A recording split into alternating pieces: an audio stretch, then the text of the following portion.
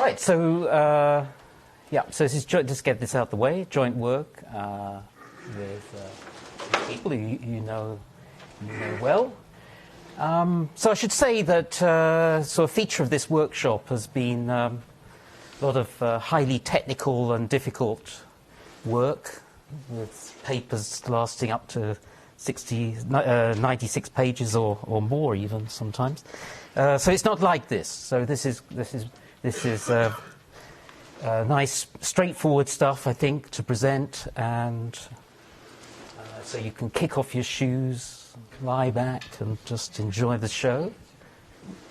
Right, so, and I realise it's also going to finish a little bit early, because by this stage, a lot of my definitions and examples and stuff you'll have seen 2 or 3 times already, so this can go a bit faster than I was thinking. Okay, so let's remind ourselves, H-coloring is just a synonym for homomorphisms to H. So the fixed thing is on the right-hand side in this world. So an H-coloring is a homomorphism from, so you fix H, and then you look at homomorphisms from G to H. So those are mappings of the vertex set of G to the vertex set of H, such that edges of G map to edges of H. But the non-edges don't necessarily map to non-edges, so it's not induced. Right, so we're interested in, so it's a classification workshop, so we're interested in classifying problems like this one. So this is not actually the thing I'm going to be focusing on, but it's just the warm-up act. So the name is H-coloring, instance is a graph, and we're interested in the number of H-colorings of G. And we can think, as has been explained, we can view the set of allowed colours, the vertices of G, of H as being a set of colours, which are being applied to the vertices of G. So most of these are things I guess 3 of these you've probably seen already. So this is 2 colorings. You're forced to colour the graph G with red and blue in such a way that there are no red edges and blue, because there's no loops on those vertices. Independent sets we've seen, so leave that. 3 colourings we've seen. And Widom-Rowlinson, which is an important model in statistical physics, is here because it's an example of something or the other that I can relate to a bit later. Okay. So Dyer and Greenhill's getting name-checked quite a bit. Notation, right, or terminology, I should say. Graph is irreflexive if it doesn't have any loops at all. And it's reflexive if all the vertices have loops, right? And we say that a graph is trivial if it's the irreflexive complete graph, or it's the irreflexive complete bipartite graph, or it's the reflexive complete graph. And as you are well aware by now, thanks to Dyer and Greenhill, we know that if H, and this is about the only point at which H will be allowed to be disconnected. It'll be connected for most of the show. But at this point, if every connected component of H is trivial, then easily the H-coloring problem is polynomial time solvable. Otherwise, it's number P complete. So I'm looking at exact counting at the moment. Going to approximate counting, we only have partial. So this is a complete solution, but for approximate counting, in the FPRAS sense, we don't have complete information. But we do know from Leslie's talk on Monday that, and now let's just have the blanket assumption that H is connected to avoid the problems that Leslie's already mentioned. We know that if it's a non-trivial H, then at least this H-coloring problem is as hard to approximate as it is to approximate bipartite, the number of independent sets in a bipartite graph. Okay, that's the no life below bis. Okay, so often in the CSP world, if you go to the conservative case, things become more tractable. Okay, so what would conservative H-coloring look like? Well, here's a possible. Well, here's a natural way it could look. So if the word conservative doesn't mean anything, it doesn't matter, because we're going to get a definition, right? So we're going to have now the graph instance G will come equipped with with sets of colours on the vertices. Each vertex will have a set of allowed colours, and you're not allowed to colour it with anything else. We've seen this already, right? So a list H-coloring is an H-coloring which satisfies the vertex colouring constraints. And then, guess what? List H-coloring is the problem where you're given a graph, you have the colour sets, and you're asked to compute the number of list H-colorings of the graph. So the important thing to notice is that the H is part of the is not part of the problem instance, it's the problem specification. Whereas these sets, these S sub V's on the vertices, these are part of the instance. And, okay, aside, doesn't matter whether we allow or disallow loops on V, because those can be, if you think about it for a moment, you can encode those within the sets. So we'll disallow them, just to be specific.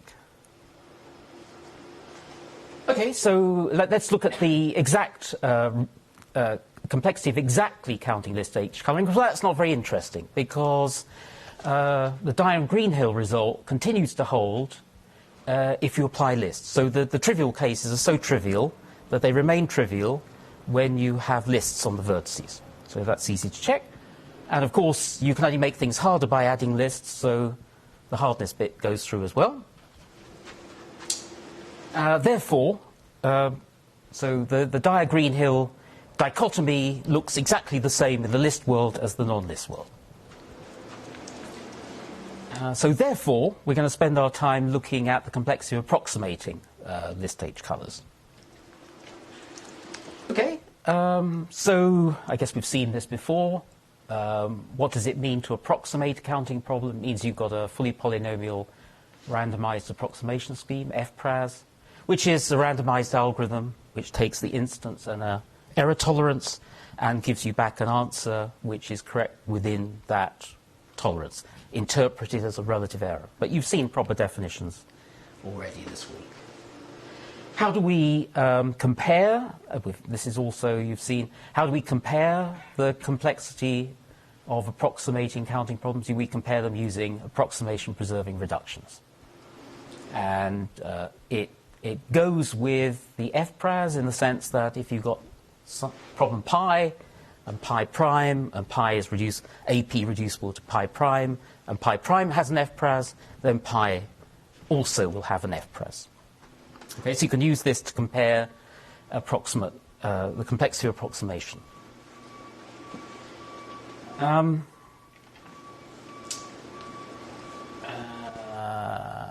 Okay, so as usual, we denote the complexity, the problem of counting satisfying assignments to a Boolean formula by hashsat. And every counting problem in the class number P, which we're familiar with by now, is AP reducible to number sat. So the hardest problems in number P or the hardest counting problems of the form that we normally consider, are those which are equivalent to sat, which are AP interreducible with sat. But it's important to notice that approximate counting is not that hard.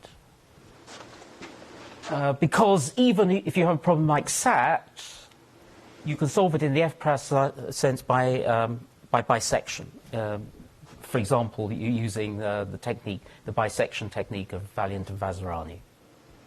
So what you do is you take the solution space and you chop it in some sense until you keep bisecting it until you've got nothing left, or approximately bisecting it until you've got nothing left. And you can detect that using just a decision oracle, so it's at the level of NP. And that means, and that gives you an approximation. So the number of iterations is basically the log of the thing you're trying to count, and then you repeat the experiment. And that gives you an estimate in the FPRAS sense for the number of solutions. However, there are, unfortunately, so at the moment, the approximation world looks looks more complicated. It doesn't sort of look as though we've got, well, as you know already, it doesn't look as though we've got dichotomies or even trichotomies or anything. So it seems to be a complex sort of world. And so with a view to making sense of it, or beginning to make sense of it, we focus on one of these problems, which is of intermediate complexity, which is bipartite independent set, and start looking at the things which are introducible with it. And we find there's quite a lot. So although it's not a simple dichotomy, there does seem to be quite a bit of structure there for us to examine.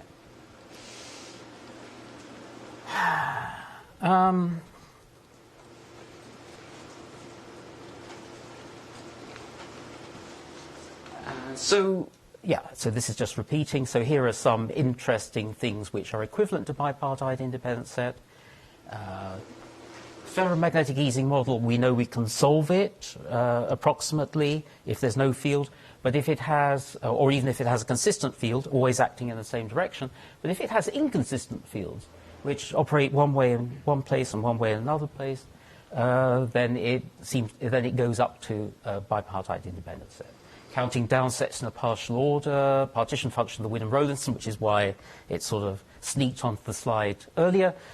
Stable matchings, so these are all BIS equivalent. So there should be a name check here, I guess, of it should be name checking co-authors Dyer, Greenhill, Goldberg, right, for initiating this study here. So that should be on the slide. So now, for the purposes, as you saw already, this is not a complete classification of everything that we know about, but at least for the purposes of this talk, it will be, right? So for this talk, we don't have to go beyond this three-way categorization. Those things which have a randomized approximation scheme, have an efficient approximation algorithm, those things which are equivalent to bipartite independent set, and you can think of as being intermediate complexity, as long as you don't ask me what that means. They're just things which are, they're introducible with each other. They're even complete for an exotic complexity class, but otherwise I don't know. And those things which are as hard as they possibly could be, which are equivalent to SAT.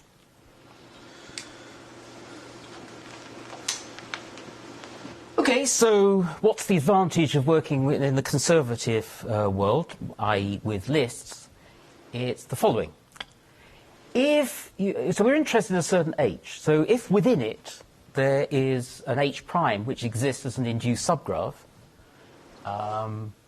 then the complexity of the H colouring is at least as great as that of the list H prime colouring.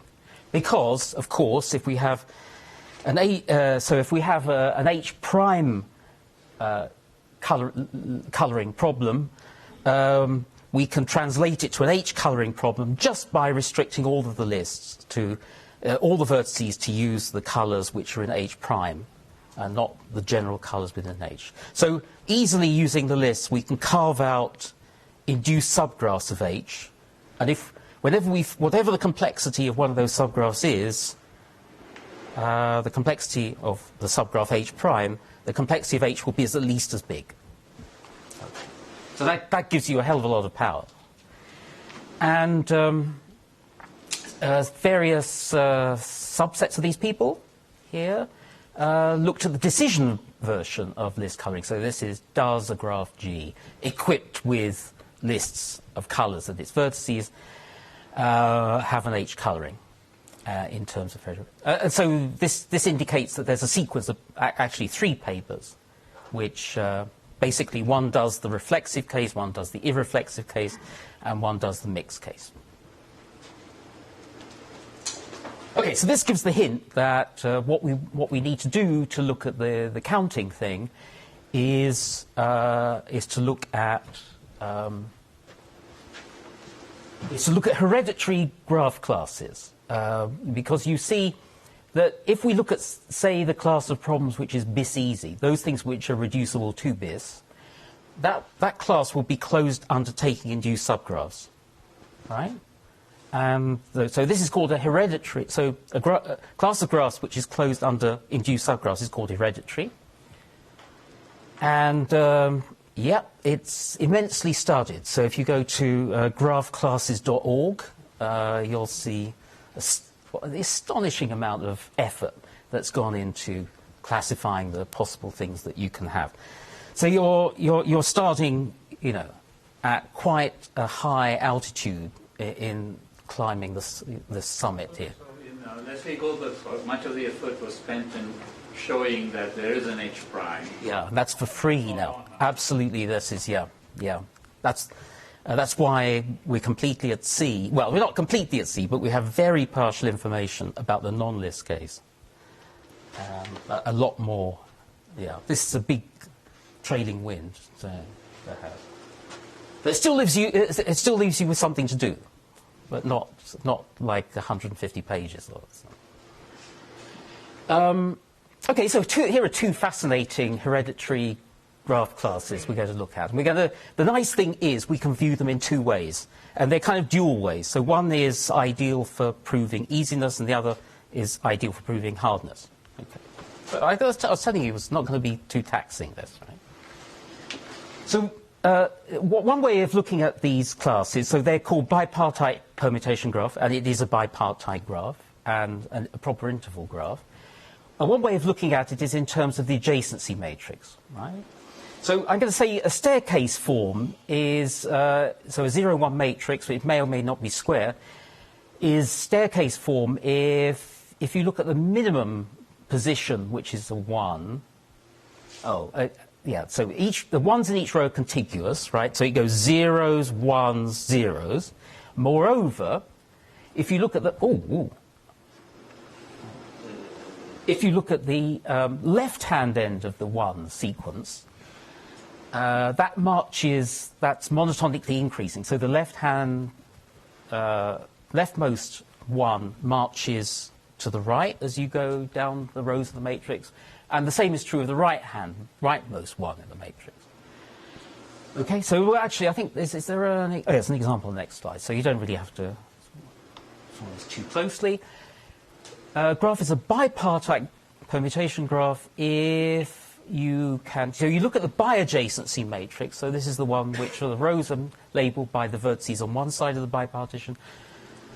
Columns are labelled by vertices on the other side. If you can permute the rows and the columns, which is now independent... These are independent, right, because this is a biadjacency matrix, independently. So that it's in staircase form, then we say that the graph is a bipartite permutation. And now we go to the regular adjacency matrix. So this is square. We say it's a proper interval graph if we can simultaneously, because obviously now the vertices, the row and column labellings are the same, so you have to do the same permutations of the row and column. So if the rows and the columns can be simultaneously permuted so that the matrix has staircase form. So that's the definition. These are quite well-known classes. Now, the graph theorists would not put the loops on, but it's quite natural for us, and we need them there. So, well, of course, so let's just check that it is a proper interval graph. Oh, I've given away the numbering, right? 1, 2, 3, 4, and you can see that vertex 1 is adjacent to 1 and 2. Vertex 3 is adjacent to everything apart from 1. 5 is adjacent to everything, is adjacent to 3, 4, 5, right? So you can see in this sense that it's very natural to have the loops in, because the diagonal's there for free, right, basically, as long as it's a connected graph. Okay, so here's the trichotomy. So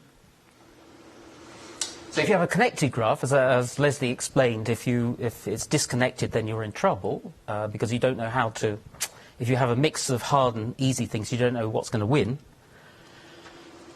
So here's the Dyer-Greenhill bit. If it's trivial, if H is trivial, then it's still trivial with the lists. If your H, otherwise, so assume you're not trivial, if your H is irreflexive bipartite permutation graph, so it's the first hereditary class, then it's equivalent to bipartite independent set. And the same is true if it's a proper interval graph. Okay, it's still bis equivalent. and it's got to be reflexive in that case, and in every other case that is as hard as it can be.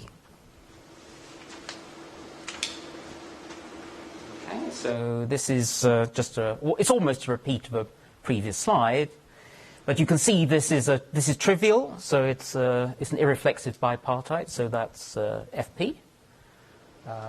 This is neither reflexive nor irreflexive, so it must be hard, it must be the hardest class, it must be sat equivalent.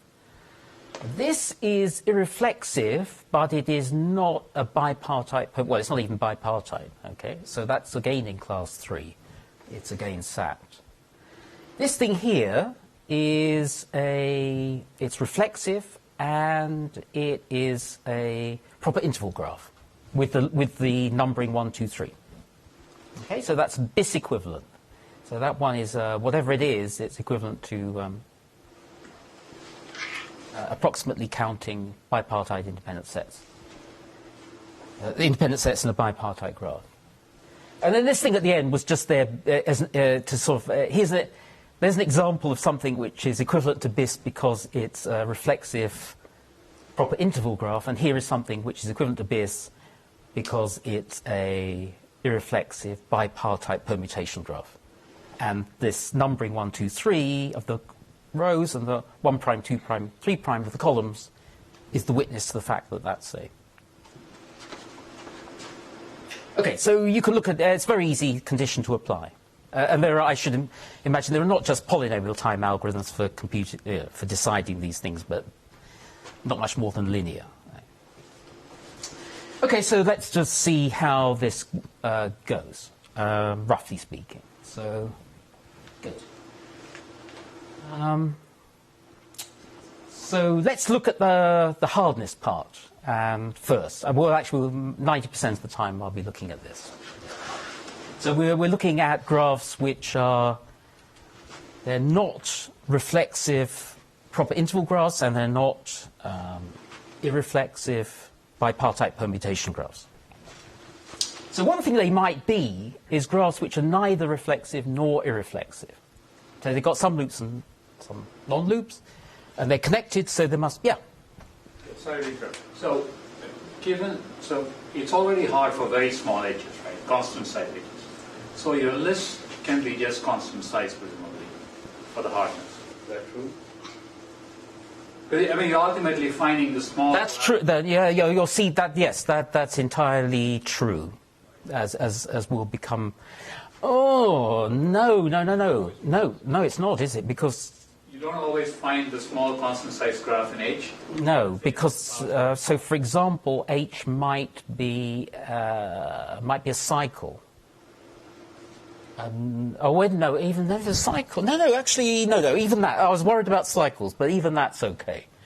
Yeah, you're right. I think there are no cases that aren't determined by constant... Yeah, that sounds right to me, yeah.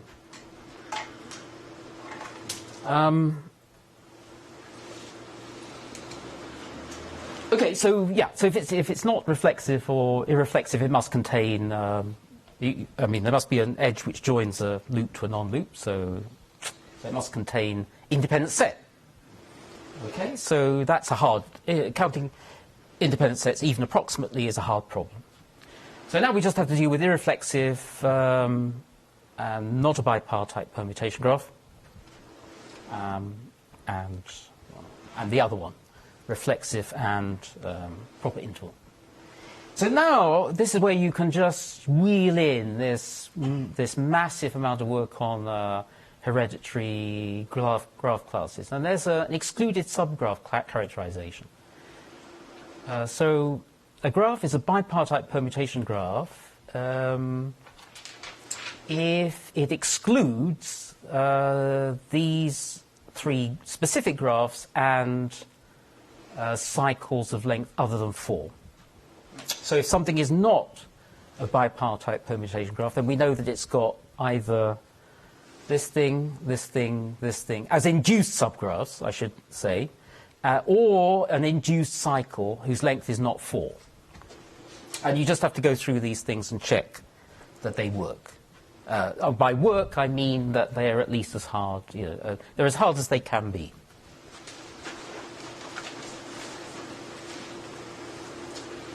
So let's do this one. X3, AK. So I'm giving you the terminology used in graphclasses.org. And the gadgets. So one nice thing is that you get a very hands-on feel for why these hard H's are hard.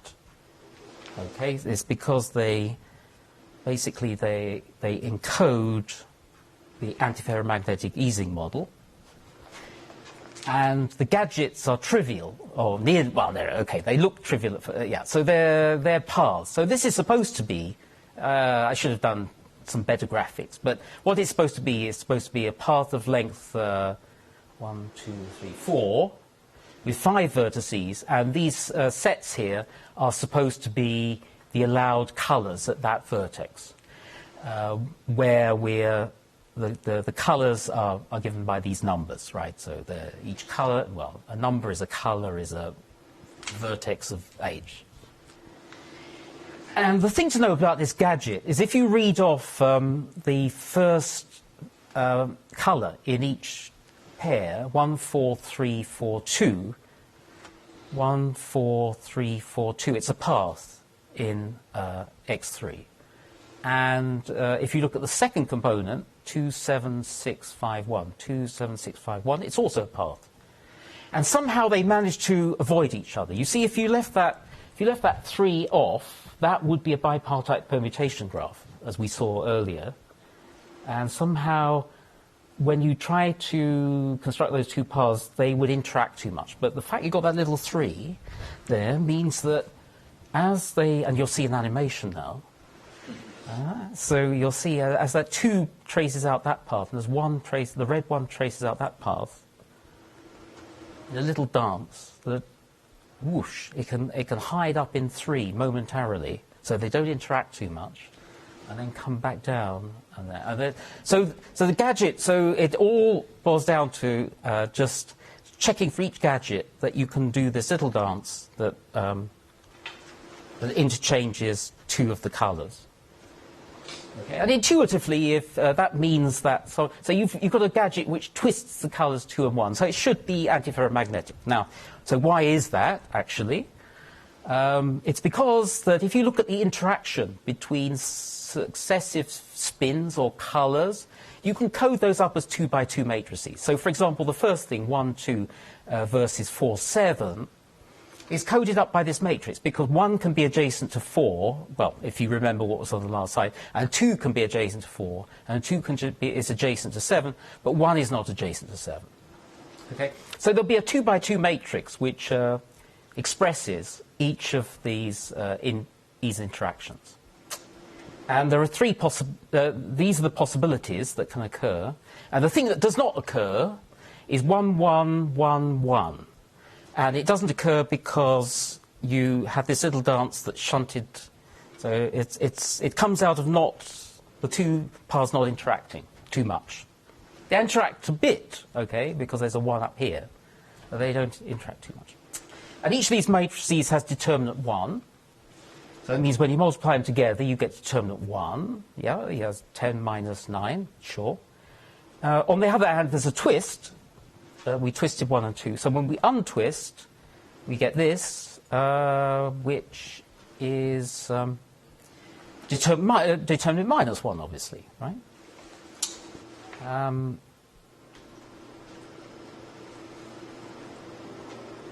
So I've twisted the 2 things, right? Oh, brilliant.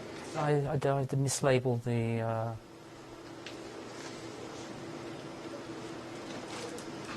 Here's the. Oh, yeah. Okay. So here's the slide that untwisted. Yeah. Sorry, that was still twisted on that slide. So I've untwisted them here, and now you see it's 9 minus 10, which is minus 1. Okay. So so obviously a matrix with negative determinant 2 by 2 is basically the interaction of antiferromagnetic easing model. Except that it's not symmetric, unfortunately, here. So we have to do something about that.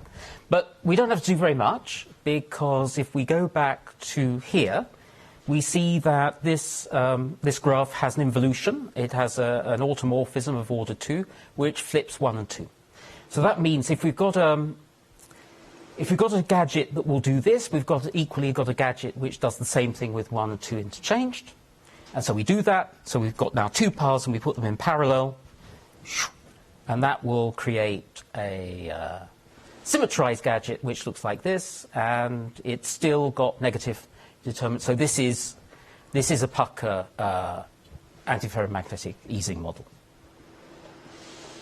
And the partition function of the antiferromagnetic easing model is as hard as it can be, because it has within it max cut, which is hard. Okay. And you can handle so each of these other things you have to just check that there's a little dance between the 1 and 2 that will interchange the 2 things. Actually, as an aside, for the connoisseurs of hereditary graph properties, of which there are at most 2 in the audience, you are probably jumping up and down and saying, "Wait, bipartite permutation graph, aren't those ones which exclude asteroidal triples? And isn't an asteroidal triple exactly the graph that would enable you to do that little dance, moving 1 to 2 and shunting the other one?" This is exactly true, but unfortunately you don't know whether your asteroidal triple is symmetric between 1 and 2. So just to quell any profound questions I was about to get on the subject of bipartite permutation. So it looks as though you could combine these all into basically one case, but at the moment I don't see, or we don't see how to do that. So reflexive proper interval graphs do the same. You just do the same thing, and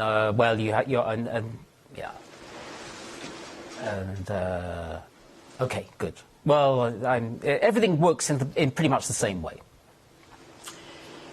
So that's part 3 of the result, which talks about the things which are as hard as they can be. There's the second bit which talks about the things which are equivalent to BIS. BIS hardness, it works. So what you do is you take any old H which is not of the Dyer-Greenhill form, and then you argue that it must contain as an induced subgraph. Usually, well, it'll either contain the path of length 2 or the path of length 3, something like this, or anyway.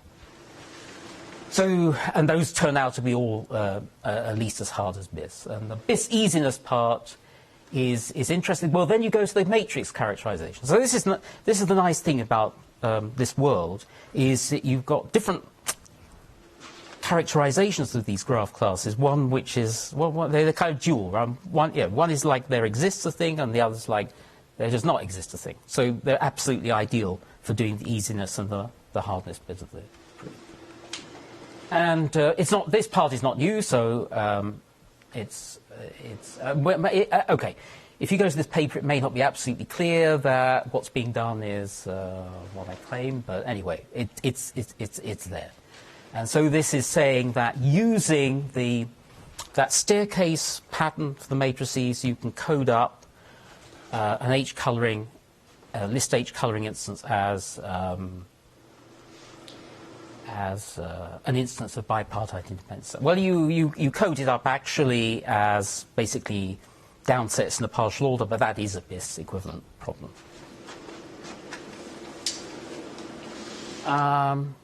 Okay, so what about weights? So that's the end of the list H coloring bit as such. So what would be the weighted version? So you would, and because this is approximation, approximation gets really hard if there aren't many interesting cases basically if we have negative numbers and the possibility of cancellation. So what we're replacing either the adjacency matrix of H or the biadjacency matrix. Instead of being 0, 1, will be a matrix of non-negative real numbers. And the unary functions, which are the lists, will be replaced by functions which for each color assign some weight. And then there's a natural replacement for, in the 0, 1 world we have the staircase condition, and in the weighted world that would become the following. Or it's a natural generalization to say that each 2 by 2 so there is a permutation of the rows and the columns such that every 2 by 2 submatrix of the adjacency or the biadjacency matrix has non-negative determinant. So, I mean, it's consistent at least with the 0, 1 case. And so in this version, this weighted situation, there's also a trichotomy just the same. Okay.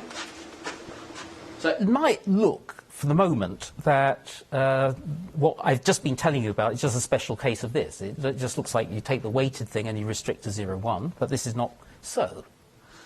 For example, and why it is not so is that on the one hand, you're restricting the class of problems by making your life easier by restricting the class of problems from general weighted to 0, 1. But at the same time, so it makes it life easier. At the same time, you're going from general unary weights with arbitrary real weights, you're going from that to 0, 1, to lists.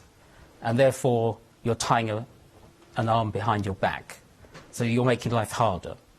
And so it's not clear where the trade-off might come. And indeed, the result for the list case is not just the result for the weighted case with the weights crossed out. And here is an example. So look at this. If that was a 1, 1, 1, 0, it would be the independent set model, but now it's got a weight. It out in the independent set gets a higher weight. And so what happens as the graph normally as the instance becomes a higher and higher degree, the problem becomes harder. But here, the higher the degree, well, the independent set tends to become sparser. And indeed, recent work on actually we've been mentioned already, advances in 2-spin models using the decay of correlation idea show that for this model, in the absence of weights or lists, that there is an FP-TAS. So there's a deterministic approximation algorithm for this on an arbitrary graph. And if you throw in lists, it's not a hindrance. That's not supposed to be completely clear, but somehow without you can use this to simulate something which pins to spin 1. And then if you pin something to spin 2, it's like pinning its neighbors to spin 1. So basically, you can throw the lists in and it doesn't make life any worse. So you definitely, so in this case, you definitely need the ability to have fields or unary weights at the vertices which are other than 0, 1. And if you do that, then it jumps to being SAT equivalent. And basically, that's because its determinant here is less than 0. So using permissive fields makes the problem hard, but if you have crisp fields, as the CS people would say, then it's easy. So it is a different classification. Yeah, it's okay. So another benefit you get in this unweighted case is that what the theorem I mentioned continues to hold with bounded degree. And in fact, bounded degree 6. And this is the right answer because one instance is, one of the things you're covering is independent set. And that becomes hard, that becomes easy at degree 5. Okay.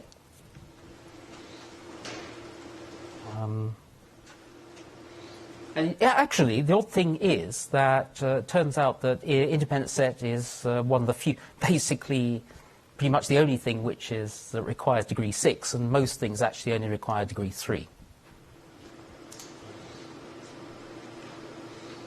Okay, and then just I should say this is not just here to get half the audience in name checked in one go, but there is a paper which gives a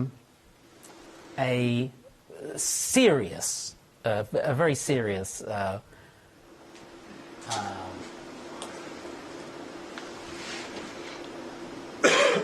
extension of. Have I got everyone in there? 1, 2, 3, 4,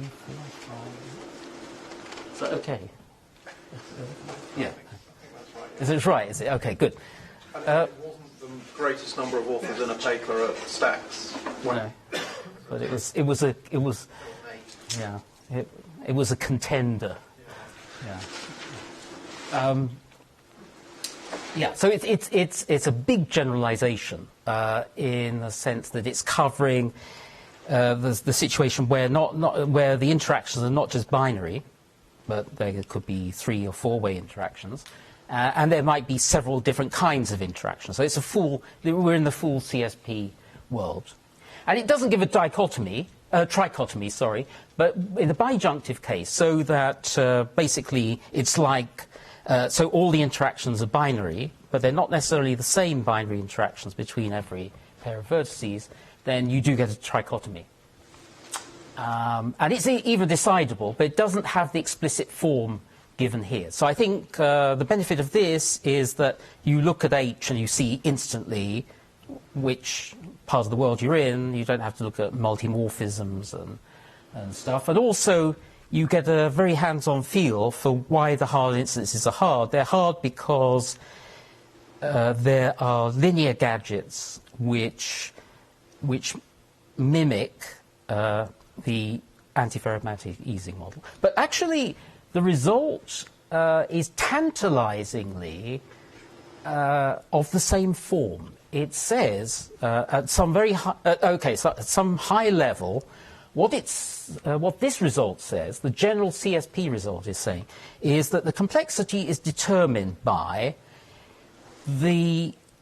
So if you know about CSPs, you'll know that it's important to look at the relations or functions and the relational or functional clones that everything you can build up from those relations or functions. And what's important here is what functions can you build up that just talk about 2 of the spins and are binary? So they are. So what functions on just 2-place functions, binary functions, 2 arguments, and involving 2 spins, 1 and 2? What ones can you create? And in particular, can you create something antiferromagnetic? So stated that way, it sounds as though this should be quite an easy thing to prove, but it turns out to be quite hard. Okay, so I think this has a nice, explicit, hands-on feel to it. That's it, yeah.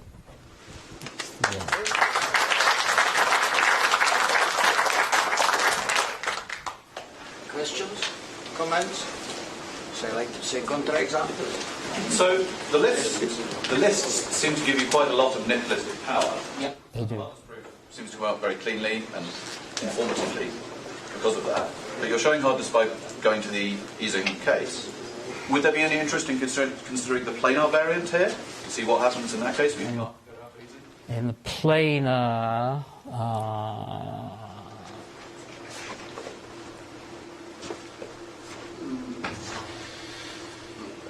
I'm sure it can be done. Offhand, I don't know what. We don't have any props.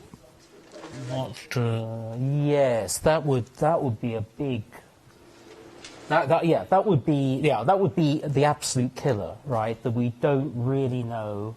So the only results you could get would be ones which are conditional on assumptions like there is no f-pras for bipartite independent set on planar graphs. So you could only do it modulo introducing further assumptions. And I have natural. I'm not. I think introducing BIS or bipartite independent set.